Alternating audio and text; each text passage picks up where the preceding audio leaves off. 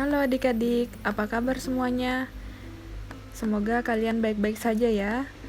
Baik, hari ini kita akan memasuki bab 13 dengan materi penerapan pola lantai pada gerak tari.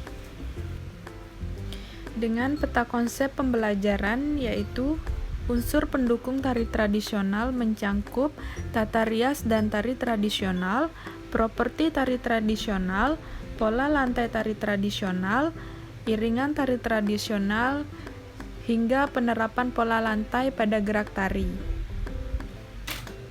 Tari adalah gerak tubuh secara berirama yang dilakukan di tempat dan waktu untuk keperluan pergaulan, mengungkapkan perasaan, maksud, dan pikiran. Menurut Suryo Ningrat, tari adalah gerak anggota tubuh yang selaras dengan bunyi musik atau gamelan diatur oleh irama sesuai dengan maksud tujuan tari. Menurut Dr. Andes I. Gede Ardika, tari adalah sesuatu yang menyatukan banyak hal hingga semua orang bisa menyesuaikan diri atau menyelaraskan gerak menurut caranya masing-masing. Jadi, tari tradisional adalah suatu tarian yang berasal dari masyarakat suatu daerah yang sudah turun-temurun dan telah menjadi budaya masyarakat setempat. Untuk pola lantai tari adalah garis-garis di lantai yang dilalui penari ketika melakukan gerak tari dari perpindahan tempat satu ke tempat yang lain. Jenis pola lantai tari yang pertama ada pola lantai garis melengkung, di mana pada pola lantai garis melengkung, penari membentuk garis lingkaran, pola lantai lengkung ular, dan pola lantai angka 8. Contoh tarian yang memiliki pola lantai melengkung ada tari pendet dari Bali, tari Dayak, tari kecak, tari tandak, tari sekapur sirih, tari randai, dan tari mak badong. Selanjutnya, pola lantai garis lurus atau vertikal dan horizontal. Ciri dari pola lantai lurus adalah penari membentuk garis vertikal, yaitu garis lurus dari depan ke belakang atau sebaliknya. Pola lantai ini banyak digunakan pada tari klasik. Pola lurus memberikan kesan sederhana tetapi kuat. Contoh tarian yang memiliki pola lantai garis lurus yaitu ada tari baris, gede, tari perang, tari yospan, dan tari lengger. Selanjutnya, jenis pola lantai tari yang terakhir yaitu pola lantai kombinasi garis lurus dan melengkung, di mana di sini ada gabungan dari garis lurus dan melengkung. Jadi, tariannya itu bisa menggunakan jenis garis lurus dan melengkung. Baik, untuk tujuan pola lantai itu sendiri, yang pertama ada untuk membuat penari tidak tabrakan dengan penari lainnya. Dalam tari tradisional memiliki banyak gerakan, terlebih dalam tari berkelompok. Untuk itu, sangat penting agar gerakan antara penari tidak saling mengganggu, sehingga adanya pola lantai ini akan memungkinkan penari mengetahui masing-masing posisi. Tujuan pola lantai tari yang selanjutnya yaitu untuk membedakan gerakan antara seni tari satu dengan yang lainnya. Dengan adanya pola lantai akan ada beragam seni tari yang menampilkan keindahan-keindahan dengan perbedaannya masing-masing. Selanjutnya yaitu membuat tarian tampil menarik. Dengan adanya pola lantai, para penari akan menampilkan tarian-tarian yang lebih menarik dan tidak membosankan dibandingkan hanya diam di tempat. Selanjutnya yaitu membuat penari bisa tampil atau terlihat secara keseluruhan oleh penonton. Dengan adanya pola lantai, tidak akan ada penari yang menutupi penari lainnya, sehingga semua penari dapat terlihat jelas di depan penonton. Selanjutnya, penari dapat menguasai panggung. Dengan adanya pola lantai, keseluruhan panggung dapat terisi oleh para penari dan tidak akan terjadi kekosongan yang membuatnya kurang selaras. Tata rias dan busana tari tradisional. Yang pertama ada fungsi rias. Fungsi rias yang pertama yaitu menyempurnakan penampilan wajah. Penyempurnaan wajah dilakukan pada penari yang tidak sesuai dengan karakter tari yang dibawakan. Selanjutnya, yaitu membantu menunjukkan perwatakan atau karakter penari. Tata rias berfungsi melukiskan watak tarian dengan mengubah tampilan wajah penari menyangkut aspek usia, ras, dan bentuk wajah.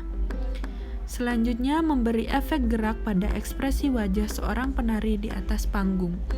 Tata rias berfungsi untuk menampilkan penari agar tampak ketika tertimpa cahaya lampu. Oleh karena itu, dibutuhkan tata rias untuk menampilkan dimensi wajah penari.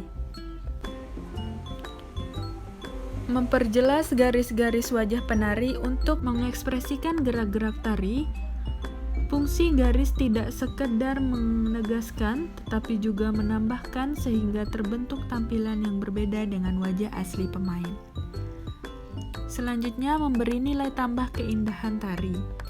Dengan tata rias yang baik, tentunya akan menambah keindahan karya tari yang ditampilkan.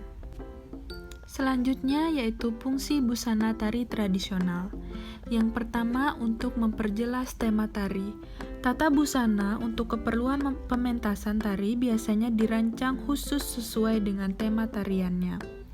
Selanjutnya, yaitu membantu menghidupkan karakter dan peran penari.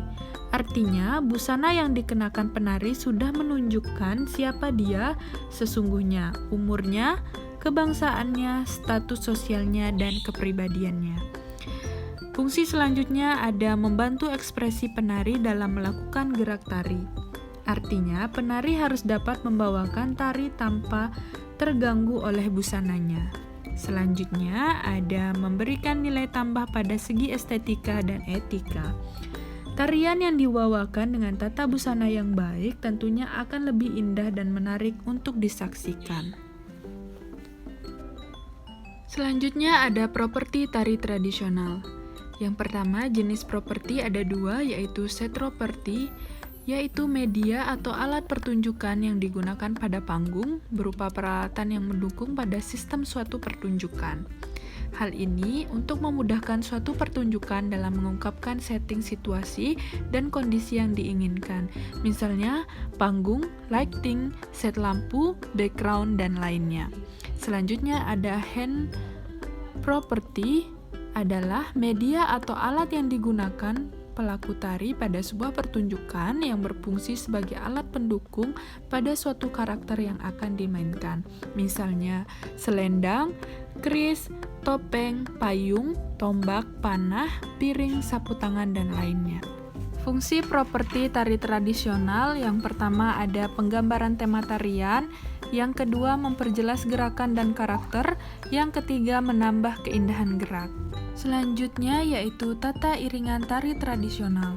Jenis iringan tari tradisional yang pertama ada iringan eksternal. Iringan eksternal merupakan iringan yang dimainkan oleh orang lain. Contohnya, orang yang membunyikan alat musik atau bahkan juga menyanyi untuk si penari. Biasanya iringan eksternal menggunakan alat musik atau suara berupa tepukan untuk mengiring penari. Selanjutnya ada iringan internal.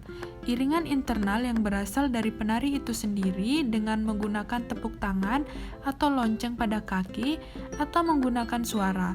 Para penari bisa dengan lincahnya menari tanpa diiringi musik pendukung. Hitungan dalam gerakan juga patut diperhatikan agar tidak salah gerakan. Baik, itu saja materi kita tentang penerapan pola lantai pada gerakan tari. Semoga adik-adik bisa memahami materi dengan baik. Banyak referensi lain untuk mempelajari tentang materi penerapan pola lantai pada gerak tari. Oleh karena itu, kakak mengucapkan terima kasih, jangan lupa jaga kesehatan, dan sampai jumpa lagi.